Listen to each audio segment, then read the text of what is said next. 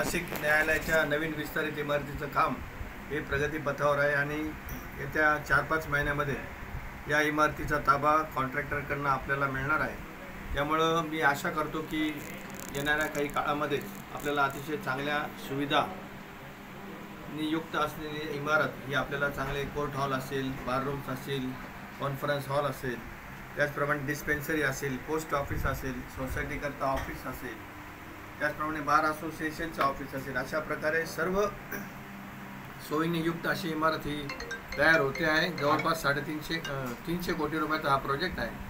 त्यामुळे तो पूर्णत्वास येतो आहे याचा मला अतिशय आनंद वाटतो आणि लवकरात लवकर आपण या नवीन वास्तूमध्ये जाऊया।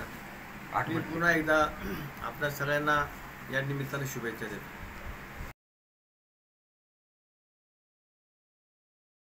नाशिक जिल्हा न्यायालयाची नवीन इमारत आता जवळजवळ पूर्ण होत आलेली आहे आणि या मार्च अखेर ताबा जिल्हा न्यायालयाला मिळेल अशी आम्हाला खात्री आहे। या इमारतीमध्ये 50 पेक्षा जास्त न्यायालय अतिशय आधुनिक पद्धतीने या ठिकाणी निर्माण केलेले आहेत आणि महाराष्ट्रातले एक आधुनिक कोर्ट अशा प्रकारची इमारत राहणार आहे।